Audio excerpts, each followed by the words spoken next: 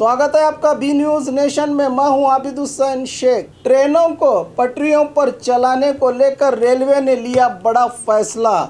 जी हां, 12 अगस्त तक सभी regular, mail express, passenger, local और ईएमयू ट्रेनें अब नहीं चलेंगी। अगर किसी ने 12 अगस्त तक के लिए टिकट की बुकिंग की है तो उसे 100% रिफंड मिलेगा, यानी पैसा वापस।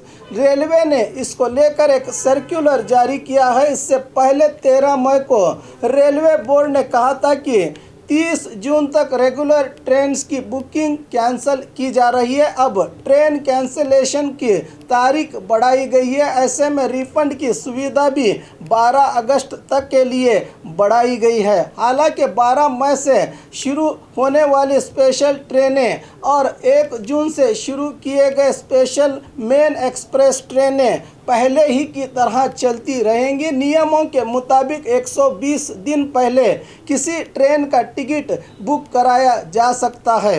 रेलवे ने 14 अप्रैल और उससे पहले की सभी टिकट्स का रिफंड करने का फैसला लिया है, यानी 15 अगस्त से पहले तक की बुकिंग सभी टिकट्स के पैसे रिफंड हो जाएंगे। ऐसे में सामान्य ट्रेनें 15 अगस्त से पहले नहीं चलेंगी। हालांकि मीडिया रिपोर्ट के मुताबिक ये भी पता चला है कि ज़रूरत पड़ने पर रेलवे कुछ और ट्रेनें चला सकता है, लेकिन इन ट्रेनों को स्पेशल कैटेगरी में ही रखा जाएगा। 15 मार्च से लॉकडाउन शुरू होने के बाद सभी पैसेंजर ट्रेनों को रद्द किया गया था। इसके बाद मजदूरों के लिए श्रमिक स्पेशल ट्रेनें चलाई गई। इसके बाद 12 मई को भारतीय रेलवे ने 15 स्पेशल ट्रेन चलाने का फैसला किया था, जो कि राजधानी दिल्ली से देश के अलग अलग हिस्सों के लिए चलेंगी। इसके बाद सरकार ने 1 जून से 200 नॉन एसी चलाने का फैसला लिया।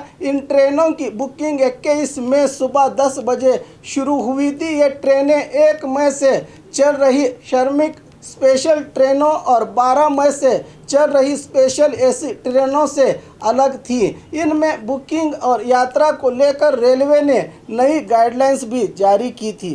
तो और खबरों के लिए देखते रहिए आपका अपना B news nation. Bagmare hospital माहिर डॉक्टर्स के साथ 24x7 आपके लिए खुला है।